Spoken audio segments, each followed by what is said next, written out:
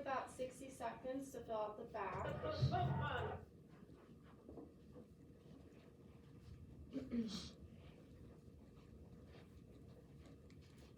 You doing good on here?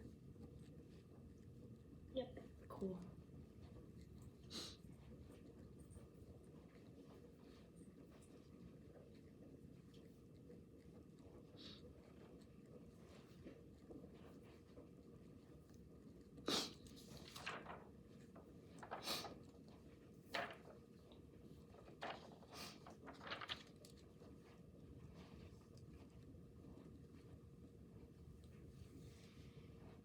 I'm gonna take this.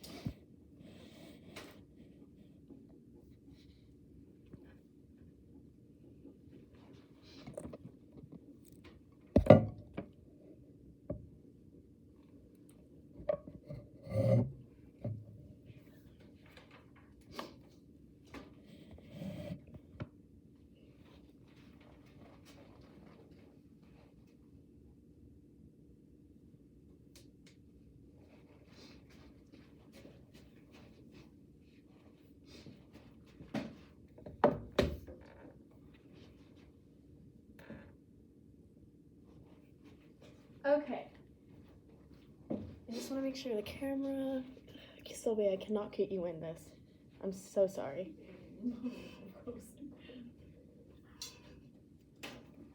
Still can't get you in it. Okay, well, there she is. Okay. So, let's discuss. So, let's go to CCR's Fortunate Son. So, what were some key terms that kind of connected you to the Vietnam War? Anyone? Do you want us to raise our hand or just call it? You just call it. Okay, something that I noticed was I Ain't No Senator's Son, which is kind of in direct correlation with like the draft dodgers. How you were saying that like a lot of like the senators and people that of wealth could avoid the war. Excellent. Yeah, absolutely. Any other key terms? I mean, it's kind of the same thing, but I highlighted, because each phrase they changed the first word before Fortunate Son, because they said millionaires at one point, and then they said military at one point, so I highlighted all three of them. Yeah, absolutely. Yeah. Because John Fogerty, he was drafted in the Vietnam War. He's the lead singer for CCR. So he knows firsthand what it's like to be in that situation where some people in government, like a senator's son, was able to evade the draft because of their being born with fortunate. So that's where the song Fortunate Son came from. All right. Anyone want to add anything else? Another one that I noticed is in like the third chorus or whatever, the third verse. It says they send you down to war, which is kind of like the draft. You don't really get a choice, and they just kind of send you down. Yeah, absolutely. Absolutely. That's the thing about military drafts. And they used it a lot during the Vietnam War. Okay, let's move on to the second question.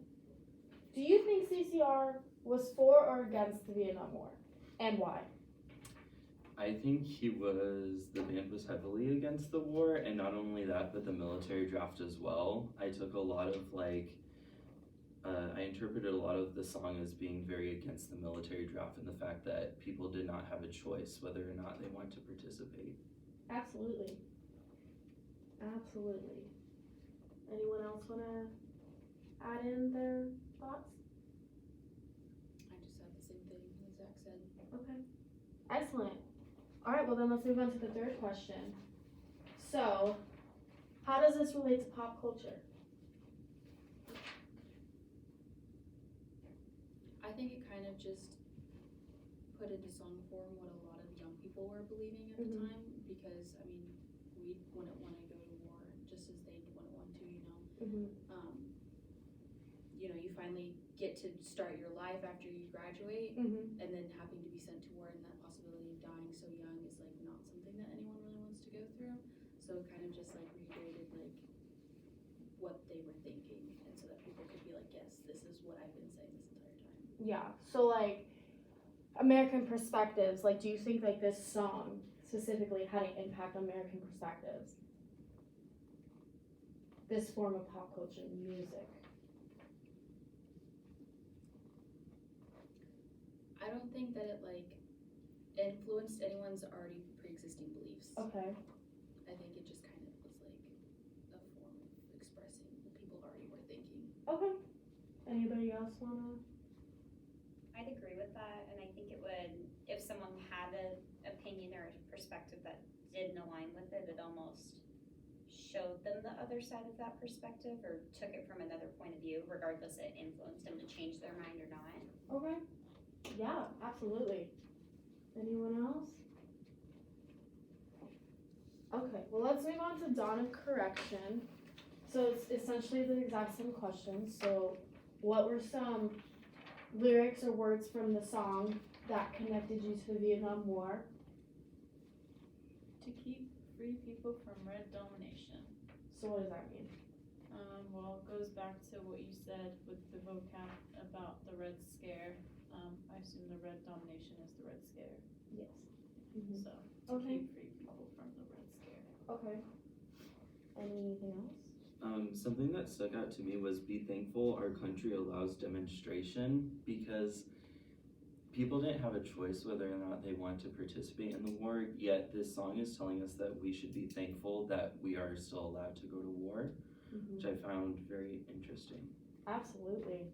Yeah, I highlighted that too because it stuck out to me. Okay. Any other thing? No? Okay, let's move on to the second question. So do you think that the spokesman, the artists of this song, were for or against the Vietnam War? I would say 4. Okay. Why? Well, in the lyrics, he literally is just like, "You're wrong." Okay. But like before, like he says like the title of the song, he's like, "But I say you're wrong. We're just on the dawn of correction." He says that many times, Okay. and just kind of like saying like this is important because then like the red domination will kind of like fall upon us. Okay. Anything else? Yes, Megan. The biggest lyric for me is "You missed all the good in your evaluation." So it was like, yeah, I understand you're upset, but you know, what's the other perspective here? Okay. Yeah, absolutely. Anybody else want to chime in? Okay, let's go ahead and move on to the third question. I just want to make sure it doesn't cut off again. No, okay. All right. I'm watching it. I Okay. can see the little red thing in the. Oh, you can? Yeah. Oh, okay, awesome. So I'll let you know if I see it. So third question. Do you think that this song influenced American perspectives about the Vietnam War, this form of pop culture? Again, we're focusing right now on music. What do you think? I think this song got me a little bit angry because it's basically propaganda for pro-war. Okay. Like, I don't think it's about, I mean, they mentioned the Red Scare and the domination and things like that, but to me, I interpret the song as war is our only option instead of exploring other options. Okay. So I think that was what they were trying to influence with the song. Absolutely. Anybody else?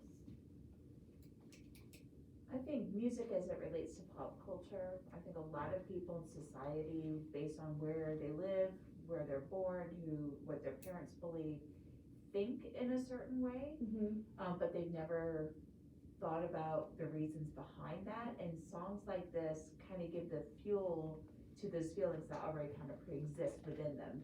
Maybe their family's pro-war, anti-war, and they don't know why, but now here's someone coming out that they respect with a catchy tune Yeah. that kind of articulates that for them. Absolutely. Absolutely. Anybody else? Okay. Thank you so much for helping me with this. course. Okay, so I also have my references